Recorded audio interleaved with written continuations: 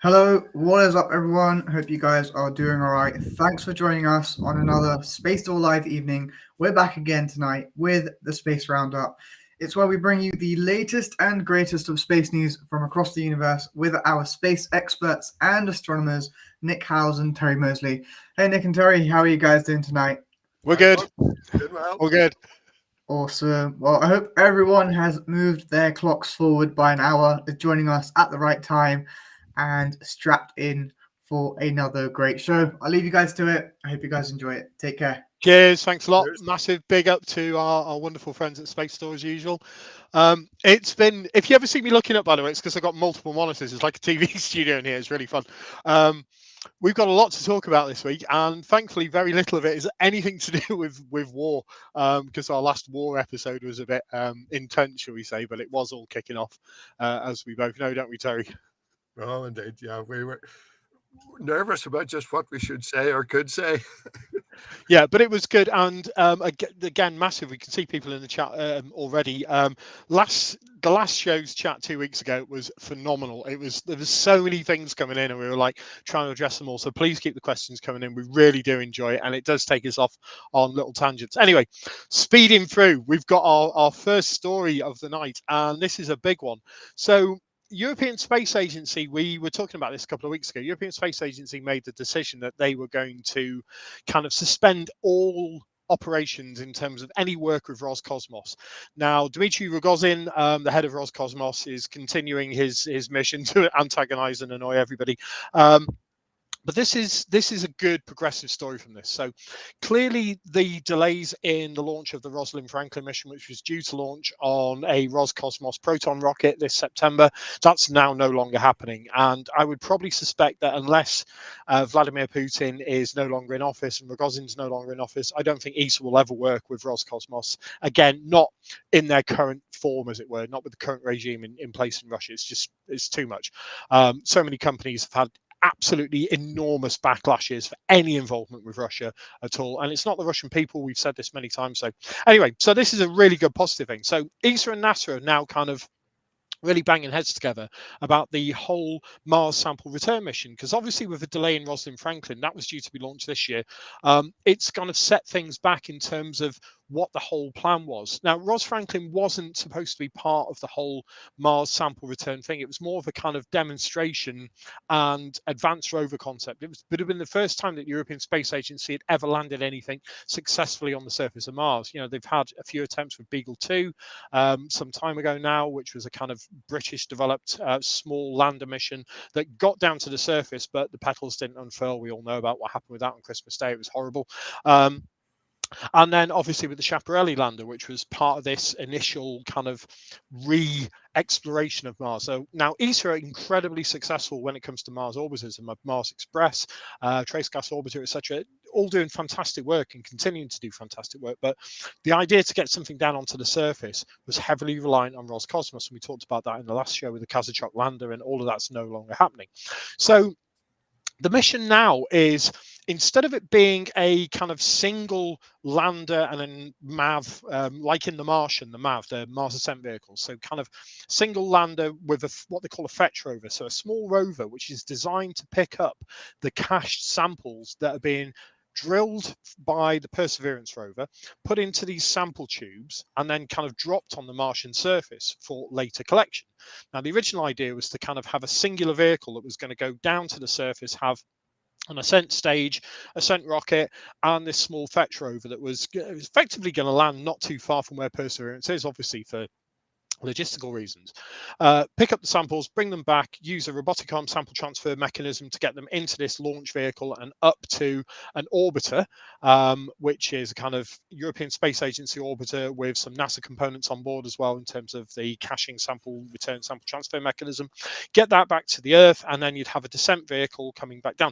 That was all going to be kind of in a free stage. Now it's been split out. It's going to be, in many people's opinion, a better solution, a more logical solution, in that they've split the singular descent vehicle, which was incredibly high risk if you think about it. You look at the success rate of anything getting down to the surface of Mars, and it's quite low anyway. In terms of Russia, it's 0% pretty much. I mean, Mars 3 for 12 seconds, transmitting a few lines, that's about it.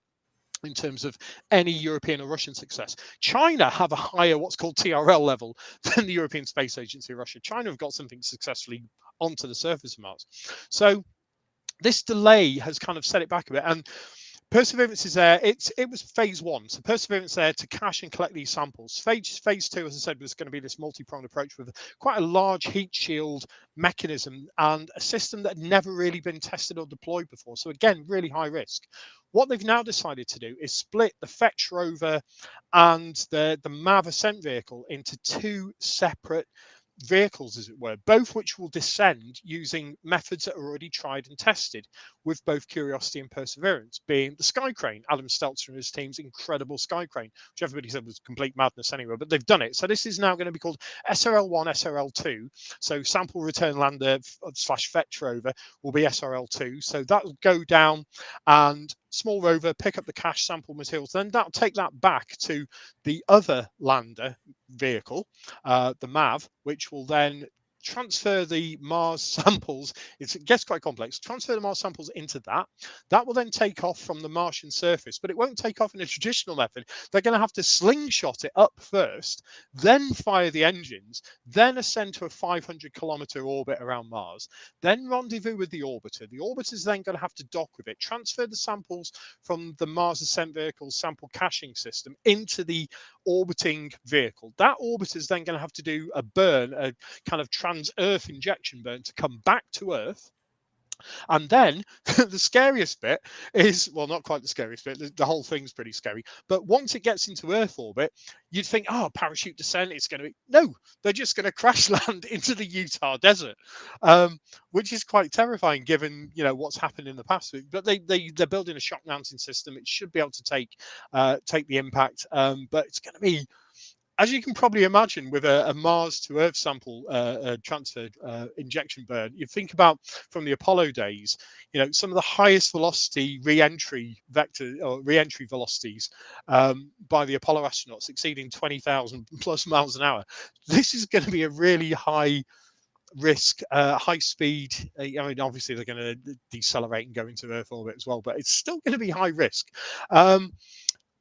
I don't know what to think about this. It's in some ways more logical. They're using tried and proven technology. They're delaying it by a few years. So instead of it now being a 2026 kind of launch for these initial rovers that were going to be forming the kind of ascent vehicle and the sample return fetch rover, etc. It's going to be bumped to 2028, which gives everyone a lot more time. Well, not a lot more, a bit more time to figure things out, get it all right, get it properly tested, etc. Because you look at the delays with Rosalind Franklin, not all of those have been caused by Roscosmos and wars, etc. It's been, testing and delays. There's been a whole slew of problems. They had issues with the parachute, etc.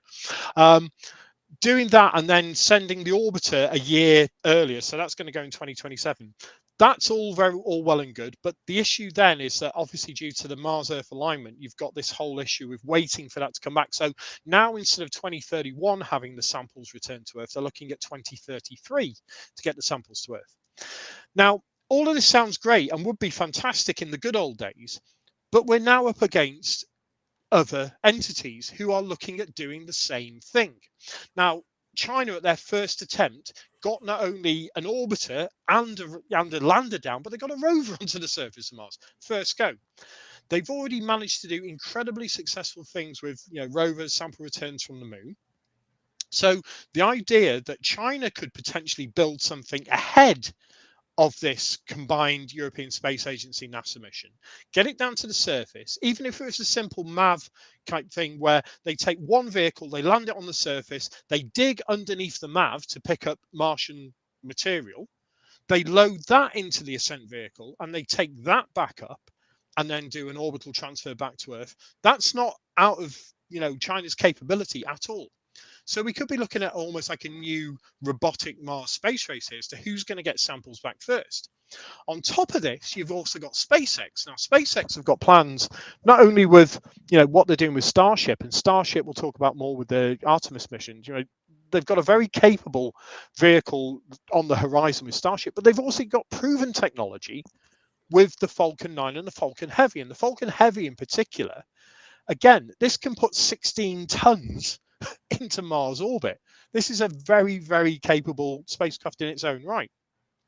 So, and Elon Musk has already said he wants to get humans onto the surface of Mars, within the next few years. So 2033 may sound like, an ambitious target. We're only talking about 11 years away to get sample return back from the surface of Mars. But I don't know what you think, Terry. They could be beaten to it by either the Chinese or by SpaceX. So, yep. I absolutely agree. The only thing about what you're describing for the Chinese mission is that they have very little choice on sort of what material they bring back, whereas Perseverance has selected material from a whole variety of high quality sites in terms of assessment of the likelihood of detecting any primitive life that may have been there. Just have to say hello to a good friend of mine, Peter, watching in from Prague. He's obviously out there. His wife's from there. So hi, Peter. Good to see you. And I see somebody else there, Chris, has asked, doesn't that double the risk if they now need 2 landers? But as you say, they're using proven technology, and to put everything in one basket, it either all works or it's a total failure if they don't get it down. So I think this. What they're planning to do is still worth it because they have deliberately chosen the Jezero crater as a very promising target. Presumably China could land there if they wanted to, but it would just be what's, as you say, directly under the vehicle that touches down. So very little ability to select the most promising sites in terms of the geology. But it would still be worth doing, even if China does it first. Okay, China get all the kudos, or SpaceX or whoever gets the kudos. But in terms of the science, I think what Perseverance is doing and what hopefully will then be brought back by the technique that you were talking about will be well worth it from the science point of view, even if it doesn't go down in the record books as the first one. That's the kind of interesting argument, because as you said, from the scientific point of view, obviously, you look at the Apollo missions, and Apollo 11, they managed to grab a few bags. They had the contingency samples as soon as they touched down, just in case they had to do an emergency takeoff.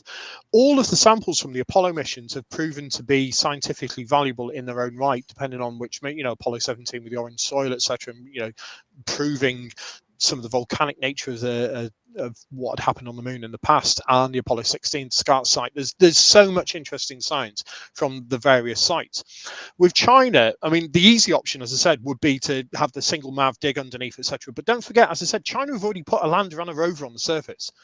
So if they can do it once, for them to do a doubling up mission to say, okay, well, it is more logical, because it gives you a little bit less risk. I've seen the questions, and I can see as well John Chinner. Hi, John, who's works for Airbus as well, and I felt absolutely devastated when that whole, the Rosalind Franklin, because this is a mission that's been worked on by so many really great scientists for so long now, and to see it delayed yet again due to something completely out of everyone's control, but it was a logical decision to delay it.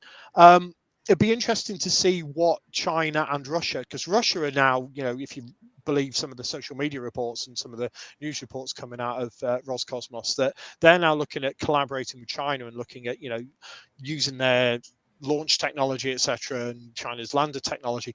I wouldn't put it past, if it does turn into a space race, if it does turn into who's going to do something first. Don't forget, NASA have got an awful lot of eggs on the lunar basket as well at the moment in terms of Artemis. And for China and or SpaceX, if SpaceX managed to get Starship working as it potentially could, then all bets are off. In terms of what arrives on the surface of Mars, who knows what and who could be arriving on the surface of Mars within the next however many years. I think China/Russia potentially could, or even China doing it as a go alone, send up a similar kind of approach and say, right, well, we're going to send down two vehicles. One's going to be a rover that's essentially going to drive around.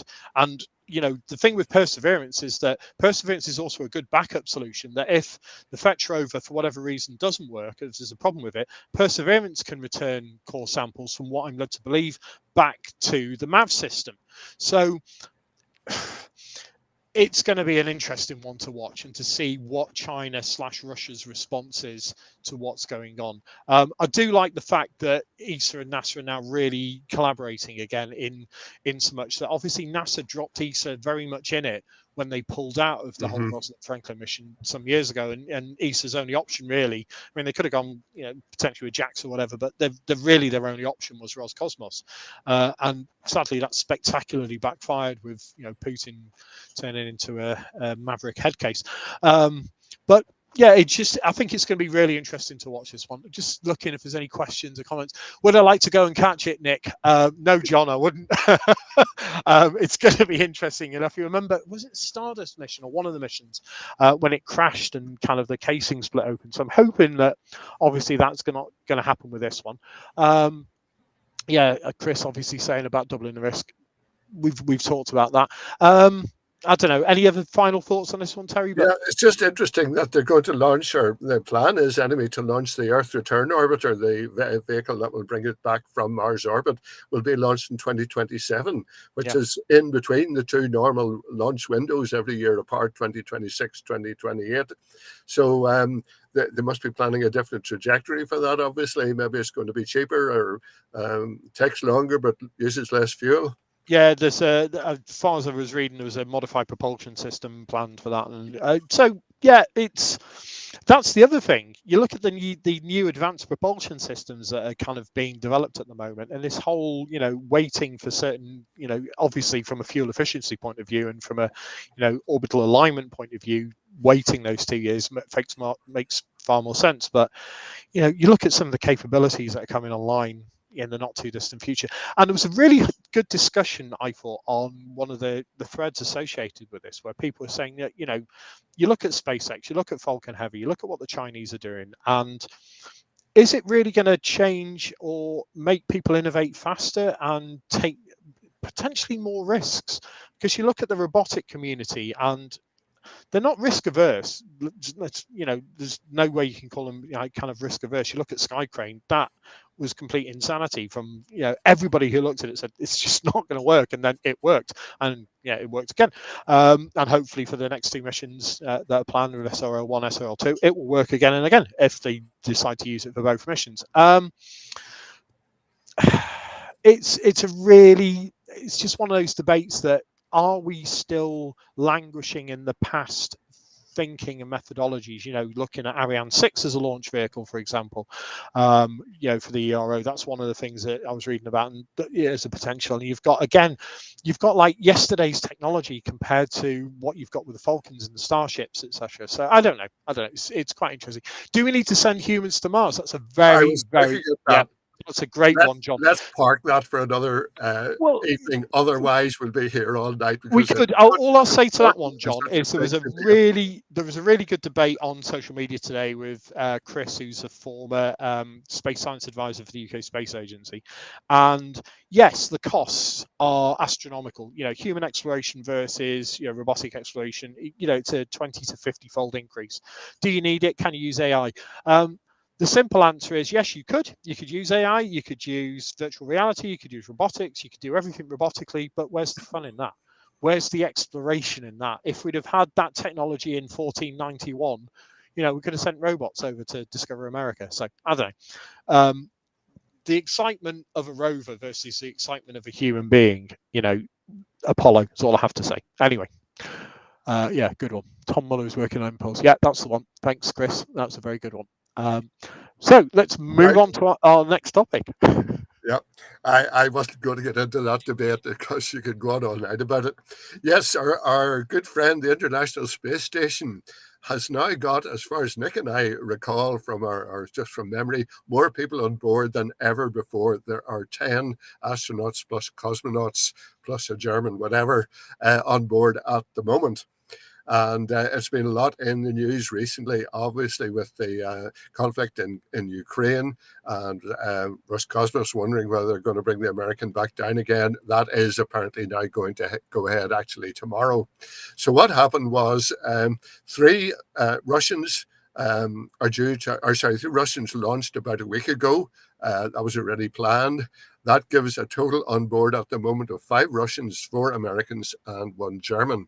And as originally planned, 2 of the Russians who were there on the previous crew, plus the American guy, Van de Heij, who has just set a new record for an American in space in one continuous period, 354 days, they are due to come back down to Earth in Kazakhstan tomorrow. And we're not anticipating certainly not any political problems with that, and hopefully no technical problems. So that will bring the crew back down to 7. But at the moment, as far as we know, 10 is the most there have ever been on board at one time. And, ignoring Ukraine, basically, what has been going on in the ISS during the whole of the conflict, and in fact, during any previous periods of tension between America and Russia, the astronauts just get on with what they're there to do. And I presume they simply do not discuss what's happening in Ukraine at the moment because, just too touchy a subject. Get on with the science and forget about the politics. And that has been a shining example, actually, of just what science can do to overcome all sorts of political differences on Earth, language differences, whatever, cultural differences. They get on with the work. An interesting side effect of this is that there's been a delay with SpaceX's AX-1 private crewed mission, which has now been delayed to launch on April the 6th. And that's because what we were talking about later, the Artemis 1 is on the launch pad with what they call a wet dress rehearsal due to take place. So that will be another crew of 4 going up. That will be on a Falcon 9 launching with a Dragon capsule. There will be 3 paying customers and 1 sort of, if you like, proper astronaut, in that he's a former NASA astronaut, but he's now retired and he's now an Axiom employee. And they're only going up for 8 days. So that will again bump the numbers way up. So the ISS, you can actually still see it orbiting in the evenings for the next couple of days. I think April the 2nd, maybe April the 3rd is the last chance of seeing it. Then it'll disappear from our skies for a while. And then in another couple of weeks, it'll be visible in the morning. So it goes on merrily around the Earth, doing its business. And it is a good example of how it is possible for people to work together in spite of their political differences. So we'll hopefully get a safe return of the 2 Russians and the American Van de Heij tomorrow. And then on April the 6th, another crew, the first entirely private launch to the ISS for just an 8-day stay. So I'm sure you have your thoughts on all aspects of that as well, Nick. Get your sick bags out, is what I've got to say on that one. If anyone's ever watched some of the crew transfers, it's really interesting. Chris has brought up a good point there. Yeah, whilst we thought it may be that one of the highest numbers, it probably is in terms of a prolonged crew. But the shuttle transfers, in the old days when you'd have like half a dozen people on the space shuttle, etc., you would have potentially between 10 to 12 people on board the ISS for short periods of time where you're doing crew transfers, etc., etc. But it's one of those funny things with a private enterprise. I don't think most astronauts, obviously, they go through massive amounts of training for many years, etc. Now we've got lots of suborbital hops courtesy of Jeff Bezos, etc., and Virgin Galactic, although they've seemed to have gone very quiet of late.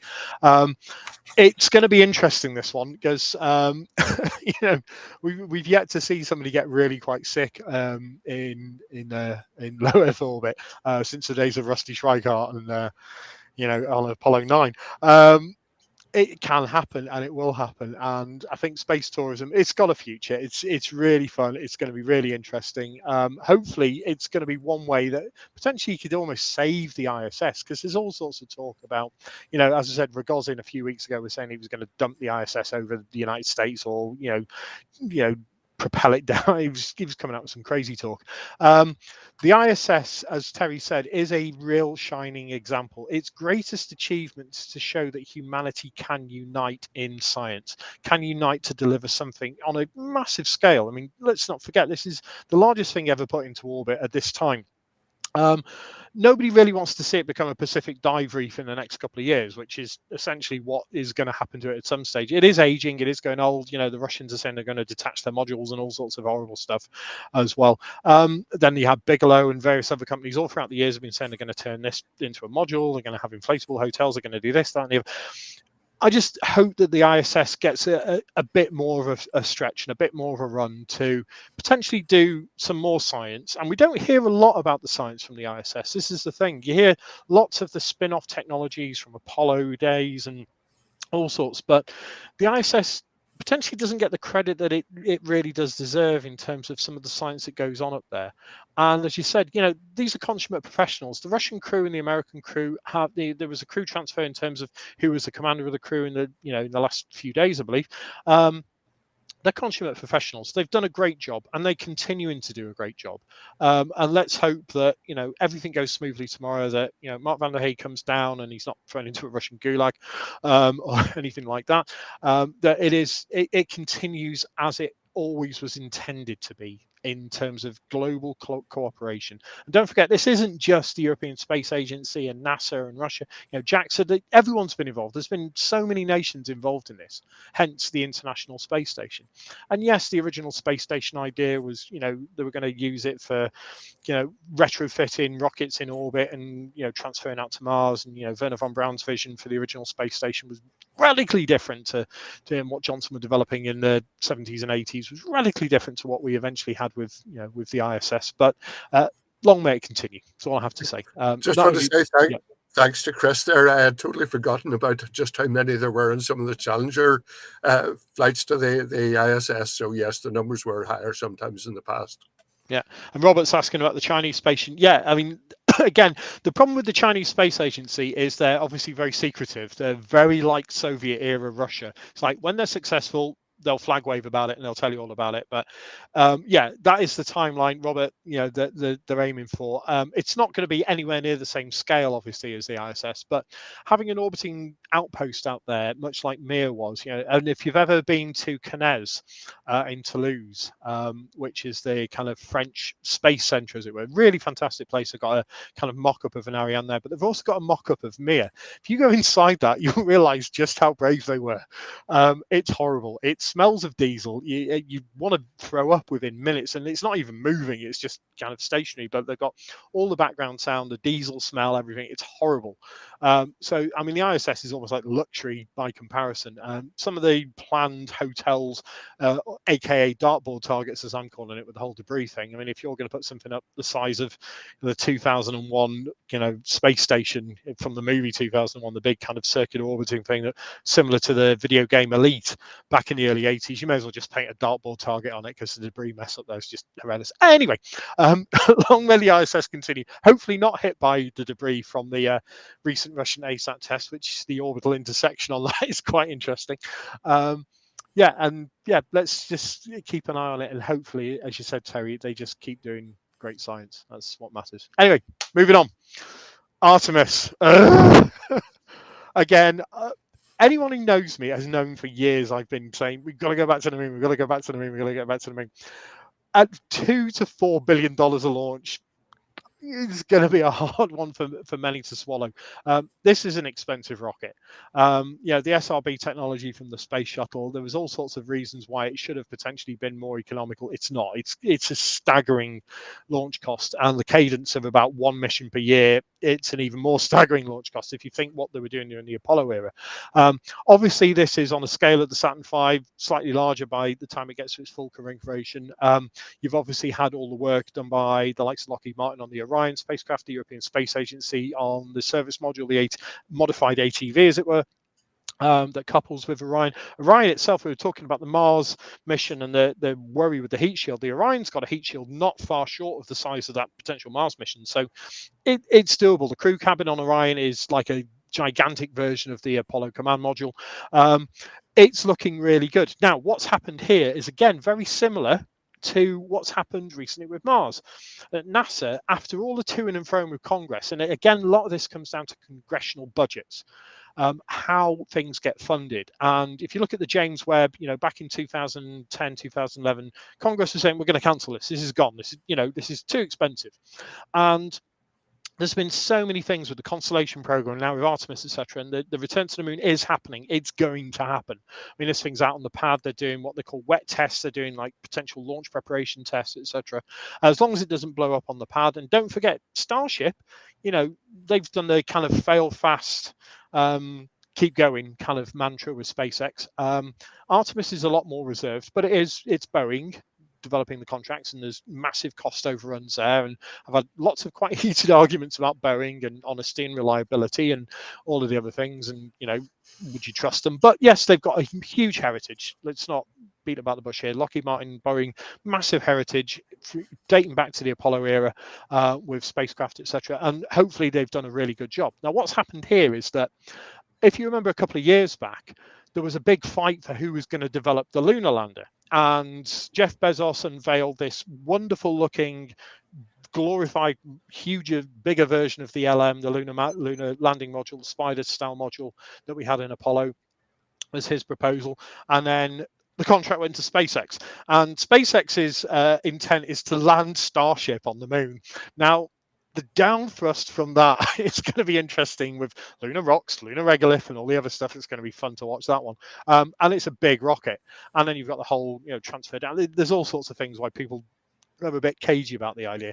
But you can't knock SpaceX. They do know what they're doing in terms of landing technology. They're doing it way better than anyone else. So there's now been a kind of about face by Bill Nelson, who's the NASA administrator, and it's like, well, we're going to open this up again. So they'd shut it down. They said they didn't have enough money. There was, contract bids. It was going to be SpaceX. So SpaceX is still continuing to develop their landing system for the Artemis 3 mission, which will be the first time that humans go back to the moon since December 1972, when Gene Cernan and Jack Schmitt were on the lunar surface and Ron Evans orbiting on Apollo 17. First time they're going back then. Hopefully male and female astronauts, and probably maybe not just two, maybe a few more landing on the lunar surface, which will be incredible to watch. Can't wait to see that myself. But then from 2026-27 onwards, with the subsequent Artemis missions, they want a more sustainable kind of longer term approach, integrating the lunar gateway, which I've talked to many of the Apollo flight controllers, and they hate that thing completely. They think it's just not the right way to do it. But anyway, what would they know? As a former NASA administrator once said, they were just kids. And that was a direct quote from a NASA administrator, Charlie Bolden. But it's one of those things that I think the approach now is going to give NASA a better return. They're looking at more innovation, more foresight, other companies, and they have to be US companies developing this. So you're probably going to get the likes of Lockheed Martin, SpaceX, etc., vying for the contracts to build the lander. Northrop Grumman. There could be any number of the big defense contract primes or other companies working on this. And then to give this kind of ability to dock with the gateway and then transfer down to the lunar surface and deliver more science. So being able to do, it's a more robust lander. They're looking at something a bit chunkier, as it were. Now, how you get more chunkier than a Starship, I don't know, as that's a massive beast in itself. But that's the aim, is to put something quite intricate down onto the lunar surface and do, it's all about longevity with this now. It's not, a few days drifting around on a rover from Apollo 15, 16, 17. It's going to be staying on the surface, learning how to live there. And this is going to give us hopefully lots of guidance into how to go to Mars.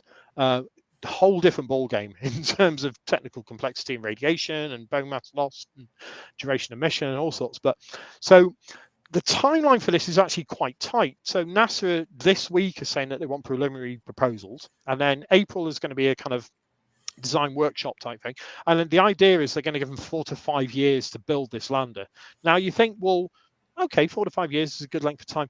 Anyone who's ever worked on any form of space mission, I've only worked on very small pico satellites. You're looking at, it's quite a long process.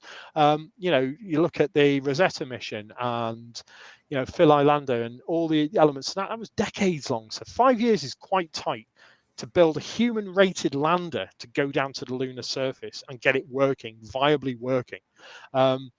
How they do this, there's going to be billions invested in this. SpaceX are kind of not allowed to bid into this, but they are allowed to do modifications, and I'm sure SpaceX will probably come into this in somewhere or other. But I think NASA have done a good thing here. I think they've given themselves a few more options, and competition's good. You look at the Apollo era, and it was all competitive tendering and competitive bids, and the great quotes from some of the astronauts saying, we're sitting on £7.5 million of basically high explosive built by the lowest bidder. It's one of those things that you've got to take that into account. But Orion, definitely. I think Orion is a beautifully designed, beautifully conceived, wonderfully robust module capsule. I think the service module as well. Absolutely fantastic, proven technology. Hopefully, the rocket, the SLS itself, is going to launch with no faults and no problems at all. There you go. I don't know what you think, Terry, but it's there's a lot going on. Yeah, I'm wondering, are Dynetics going to try and bid again, because they, along with Blue Origin, also sued, challenged the single award to SpaceX. Now, they have very little record or proven ability in this degree, but maybe they could even team up with Blue Origin. Who knows? Make a joint bid. But certainly, as you say, competition's good, and it's not all a case of all your eggs in one basket. Yeah, it's interesting. There's a comment here from Chris. Instead of having 2 landers, better having 2 launch vehicles. Well, this is the thing. It's an interesting one, Chris. Again, going back to SpaceX, you look at the Falcon Heavy, and that's more than capable of delivering, to the moon. If you were to have a multi-stage, multi-rocket mission, as it were, you're putting all the eggs in one basket. Don't forget, they've still got to build the gateway. They've got this massive rocket in the Artemis SLS configuration, which, as I said, the costs are astonishing. I mean, if you believe some of the audits, they're looking at something like $4 billion for this. It's off the scale.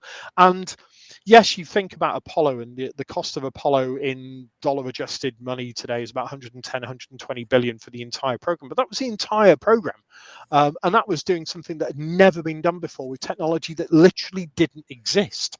And, building computers, the Apollo guidance computer, I still say is one of the greatest achievements in human history, in terms of it changed the way we understood computing and how computer programming and computer software testing and everything worked.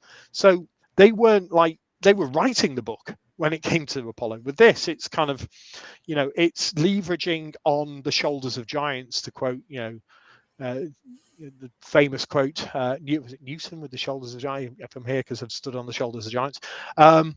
It's, yes, you probably could do it with a different approach. And it's only that they've gone so far down the road now that I think they know they have to complete this. But again, going back to what Elon's doing and SpaceX are doing, if Starship works, all bets are off on everything. Literally all bets are off on everything in terms of, launch vehicles, capability of what you can put into orbit, the amount of mass you can put into orbit, or to Mars or to the moon. It's going to be a real game changer. And it pains me to say it, as anyone who knows me knows, because I hate Starlink with a passion, even though it's doing phenomenal things for the Ukrainian army right now. And, hat tip to Elon for delivering on that one. It's great, but the potential risk, not only from that, but from everything else with orbital debris, we've talked about many, many times. Anyway, so that's Artemis. On to our final nugget for the evening. This is a great one. So Terry always comes out with these brilliant stories. He finds this stuff, and it's like, go Terry, brilliant. Right, okay. It's just another record, if you like. The amazing Kepler spacecraft, which was designed specifically to search for exoplanets. Couldn't remember exactly how long ago it was when it was launched, but basically it finished its mission a couple of years ago. Basically ran out of fuel, couldn't be controlled anymore. But the data is still being analyzed, and NASA has now just announced that with 65 new planets that had been possible candidates as transiting exoplanet systems, 65 of those have been confirmed, and that brings the overall total of known exoplanets now to 5,005. So we've passed the 5,000 goal line, if you like, which is an amazing figure, because it's not all that long ago that there were no known exoplanets. For the first 30 odd years or so of my interest in astronomy, an exoplanet was just something in fiction. And the numbers sort of are accumulated very slowly, because the techniques being used then were not terribly effective in detecting these things. But once Kepler went up and started looking at an area of the sky, basically between Lyra and Cygnus, searched that area of the sky over a long period, and basically searched for any variation in the light from a star. Now, it can vary for a whole lot of reasons, but basically by narrowing down and excluding all the other options, what they were looking for was the very, very small dim in light from a star whenever a planet orbiting that star passes in front of it. And the dimming effect can be tiny, but the instrumentation that they're using now is so accurate that it can be detected. And if you need to get a couple of them to show that it is in fact a transiting planet and not some other artifact or star spots on the surface of the star. So that was amazingly effective. And a huge variety of exoplanets have now been formed, from ones a bit smaller than the Earth, which are very, very hard to detect for obvious reasons. The smaller they are, the less effect they have on the star, either in terms of their gravitational pull or the amount of dimming of the light, up to quite a few Jupiter-sized planets. And in fact, of the 5,000, they divide roughly into three approximately equal groups.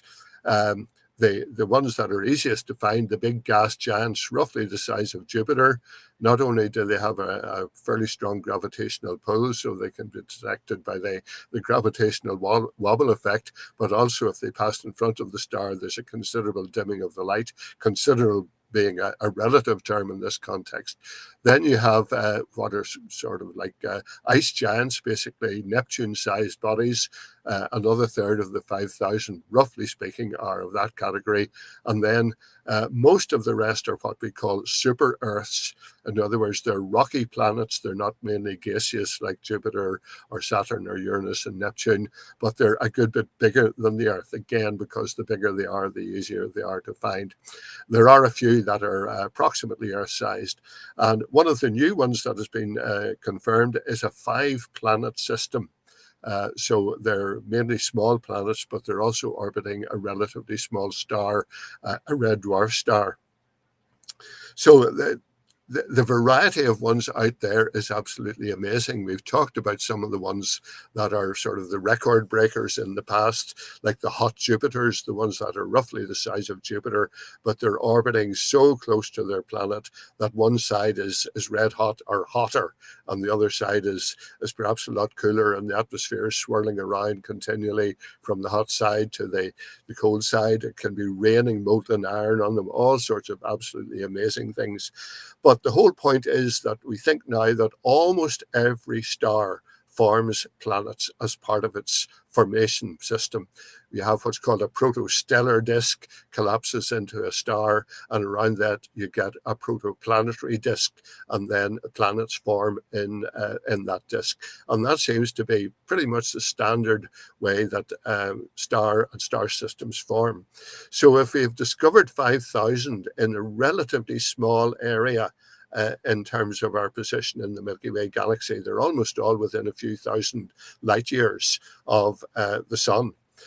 Yet the Milky Way galaxy is 100,000 light years in diameter. So it's like sort of looking for life in a huge forest, and you've only looked around the bottom of the nearest few trees. So there's a huge number. They think hundreds of billions of other planets in our own Milky Way galaxy alone. The next satellite that's looking for these planets is TESS, the Transiting Exoplanet Survey Satellite. It's going to increase the numbers much, huge number more, perhaps double, perhaps treble the number that we already know of. And it's searching the whole sky, whereas Kepler only looked at one particular area of the sky. So it's just a milestone. I'm sure it'll not be too long before we're talking about the 10,000th one being discovered. And with that variety of planets, there's almost certainly other planets out there that are reasonably like the Earth, and they're in the habitable zone of a star that is reasonably like the Sun. We know of quite a few already that are in the habitable zone of different types of stars, red dwarf stars, where the planet is a lot closer in, and because the red dwarf star is a lot fainter than the Sun, then you're a lot closer in to be in the habitable zone. Red dwarfs are certainly systems that are capable of supporting life, although red dwarf stars tend to produce very, very powerful flares, which might make it difficult for more advanced forms of life to ever evolve. But basically, it's a case of watch this space. There'll be many, many more to come, and it won't be too long before we find something that is really more or less a twin of the Earth in terms of the size of the planet and orbiting in the habitable zone of a sun that's reasonably like the star. So So it was science fiction when I started off in astronomy, and now it's very much science fact. Yeah, it's interesting. You go back to the history of exoplanets, and some of the first inference of exoplanets goes back over 100 years, to 1917. It's quite interesting. And then obviously you have some of the first detections in 1992 and the confirmations in 2003. And it is fascinating. And I think the beauty of this, you talked about tests, but let's not forget we've got the James Webb now as well, and that's now online pretty much. You can even monitor. I mean, Chris is saying about amazing animations, and yeah, there's so much stuff that the average person can digest now relating to space science. And yeah, beautiful animation. I've seen that animation, Chris. It is brilliant. But you look at the James Webb, and they've now put online that you can monitor the cooling, the active cooling on the instruments as they're dropping down to their nominal temperatures. And we've obviously seen the alignment on that and the better than expected stellar, alignment of the mirrors. Now, if you've got 5,000 exoplanets and you've got some in what's called the Goldilocks zone, these kind of potentially Earth habitable or habitable planets, and the ability with the James Webb and the Square Kilometre Array to do like exoplanet detections and atmospheric detections around these exoplanets, the next question is then, what next? If we were to detect something really interesting in an exoplanet that was the inference of life, you think about it. 1992 to 2003, we're starting to detect exoplanets, and now we've gone from that to 5,000. What's the next phase in that? If we then start detecting really interesting atmospherics going on exoplanets that are in potentially habitable regions around orbiting stars that aren't too far away. I mean, Proxima Centauri, we know there's a planetary system there. I would probably bet that almost every star in the entire solar system, galaxy, whatever, has got planetary systems around it. I mean, that's kind of the logical conclusion from this. Almost everywhere they're pointing, between Doppler shift, the inference of wobble, as you said, and then light dimming. They're finding more and more stuff. And then you've got cometary systems, some of the Herschel observations going back a few years, detecting the equivalent of an Oort cloud around nearby star systems. So there's so much going on there that's going to give us real indications of potentially how our solar system came about. The whole discussion as to whether or not Jupiter was moving around in its orbit in the early days of the solar system. But I think what next is that if you've got the James Webb able to detect exoplanet atmospheres, or do a future telescope able to do that, what are we going to do? Are we going to start sending out these pico satellites, fired on solar sails, as it were, and accelerate them up to 1/10 light speed or something, so we can do a flyby and analysis of a nearby exoplanet? You think about it, if even Proxima Centauri, 10th of light speed, you're looking at a 40+ year mission to get there, and then it's going to be a flyby that's going to be a ridiculous velocity as well. So being able to get any kind of data back from that and then beam it back from something that small over that range of distance, you look at what the Deep Space Network is doing now with Voyager 1, Voyager 2, and they're at what, 13 to 16, 17 light hours away from the Earth. It's going to be fascinating, really, really fascinating. And sorry, go ahead. I was just going to say, there's also the Nazi Grace Roman Space Telescope to go up. It has a mirror only the same size as the Hubble, only is big for a space telescope, but it's obviously been now beaten by the James Webb.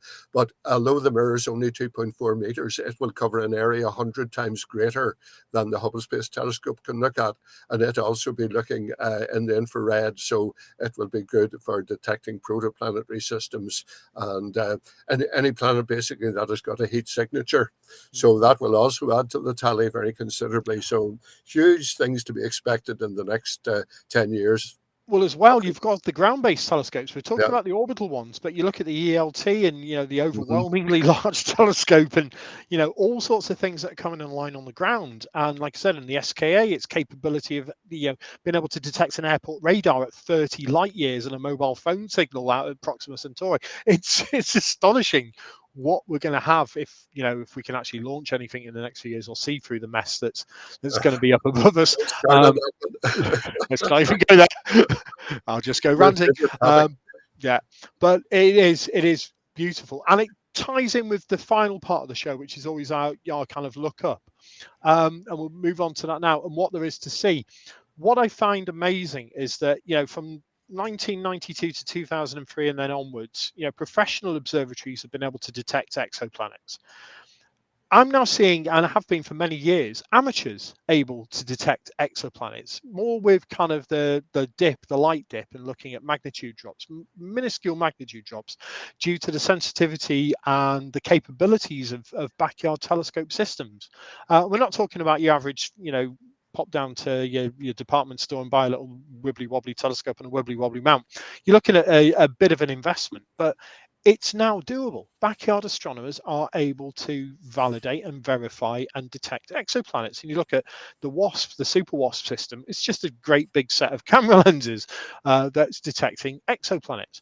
So it's one of those things that when you're thinking about going out with your telescope, and you may have got a telescope for Christmas, you may be a long time into astronomy, and I see every day on social media, on Facebook or whatever, people will post a beautiful picture, and there's some stunning pictures, don't get me wrong, there's some amazing pictures of the same objects all the time. You'll see the Messier 42s and the Andromeda galaxies, and you'll see, I integrated for 54 hours with this picture, and blah blah, and it's fantastic, it's beautiful to see.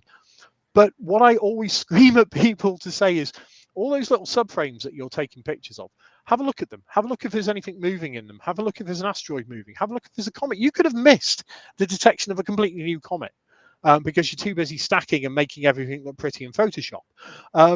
So please, if you're getting into telescopes and astronomy, try and do some science as well. It means so much. Amateurs, the word amateur is just somebody who loves something.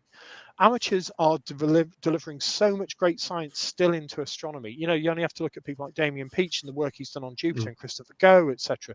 Detecting cometry and asteroid impacts on Jupiter's upper cloud deck.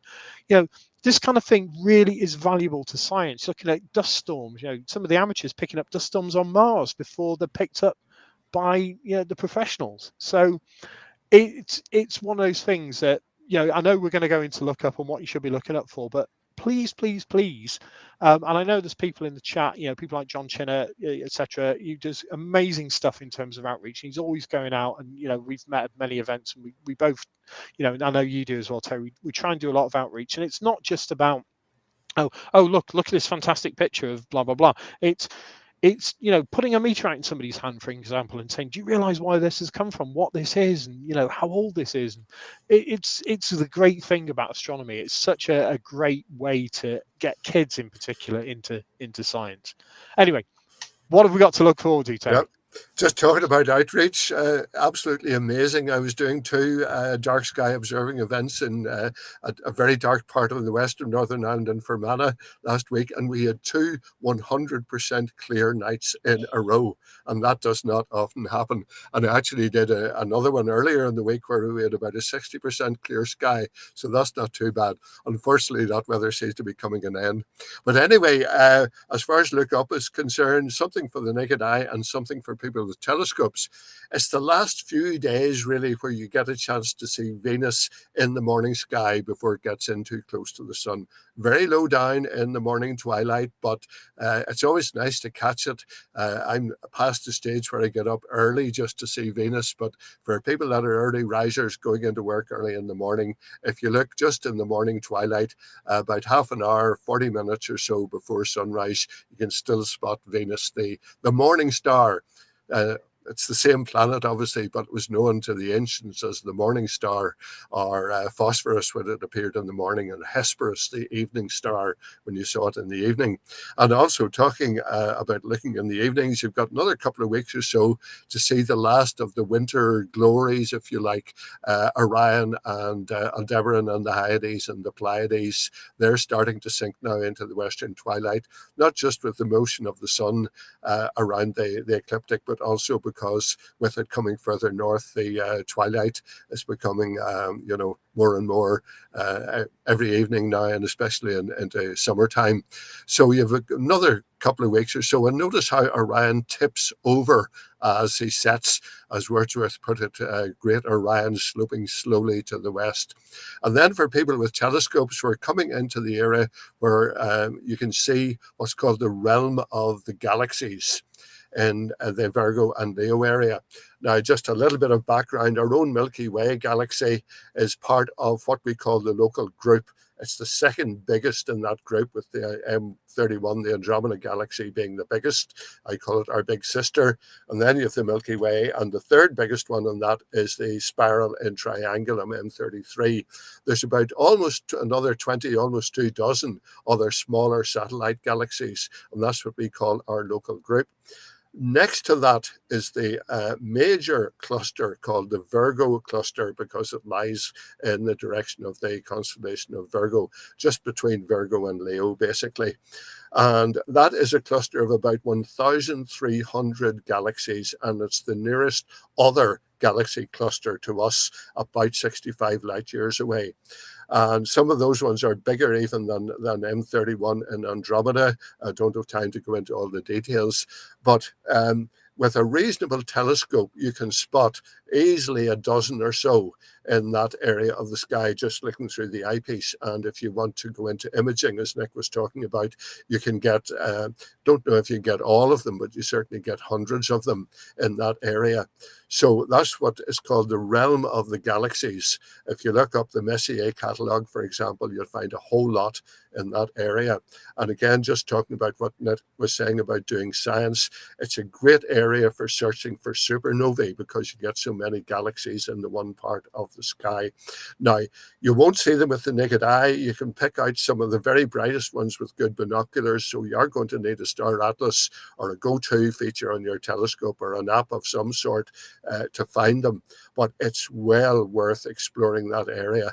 And each of the bright galaxies that you see in that area is containing about 100 million to 200 million, perhaps 300 million other stars like our own Milky Way. Sorry, 1,000 million.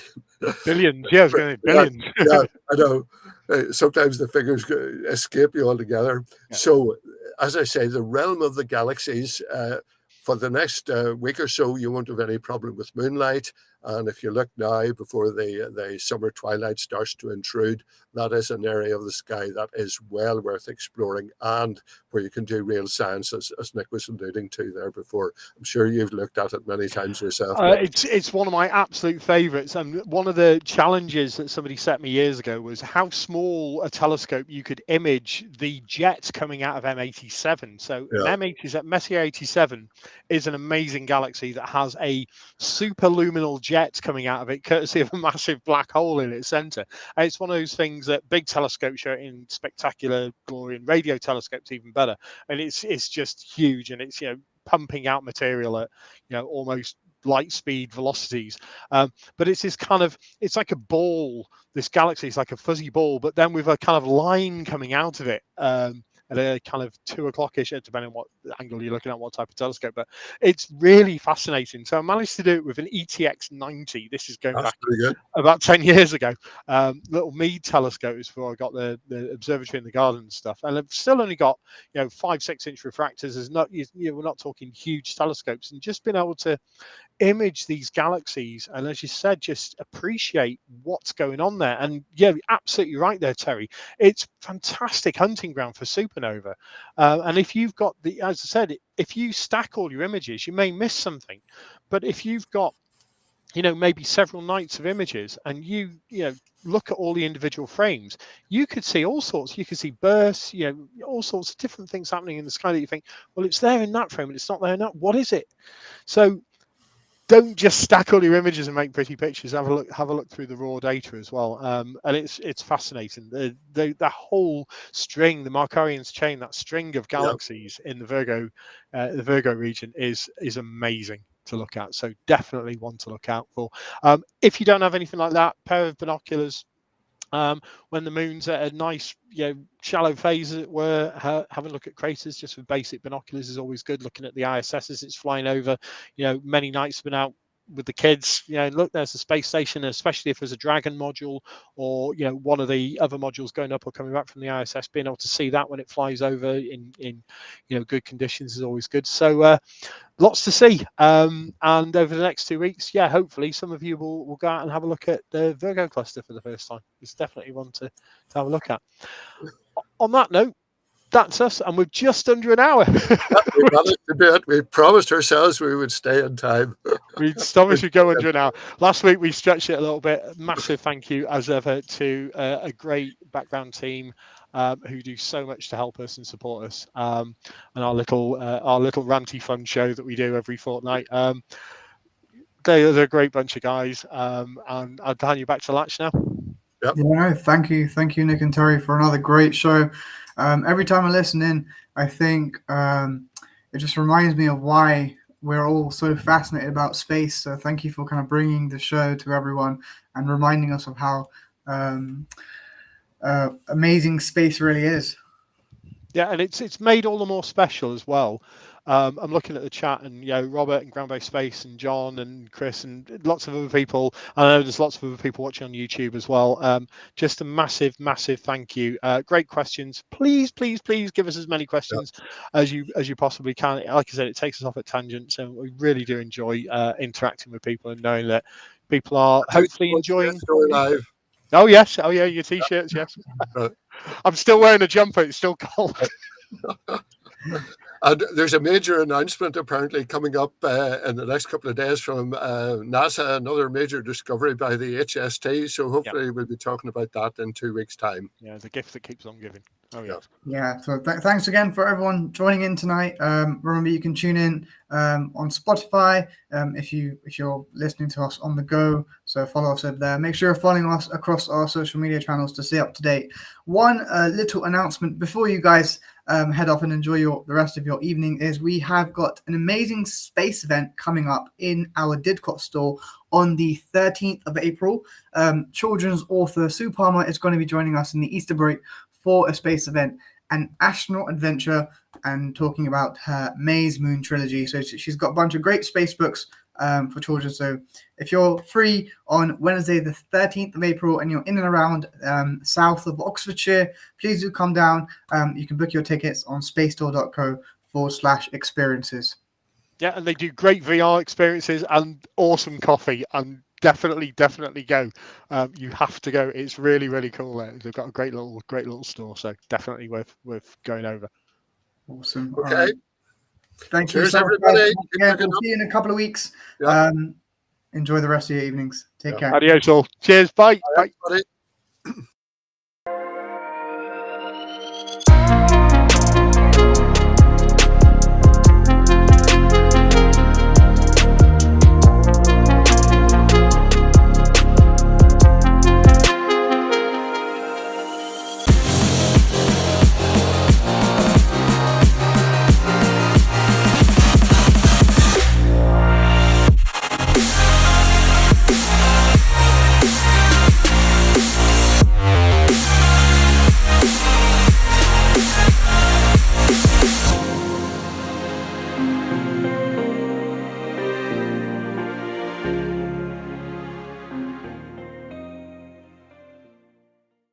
Hi, my name's Nick Howes, space enthusiast, author, writer, broadcaster. Hi, I'm Terry Mosley, past president of the Irish Astronomical Association, lifelong astronomy and space nerd, absolutely fascinated by everything, both man-made and natural up there. So every 2 weeks, Terry and I give you the latest, hottest news from space and human spaceflight, robotic spaceflight, and what's happening up in the skies.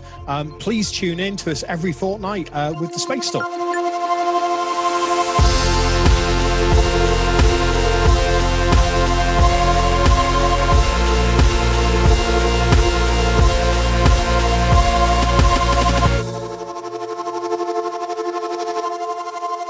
Adios, amigos. Bye all.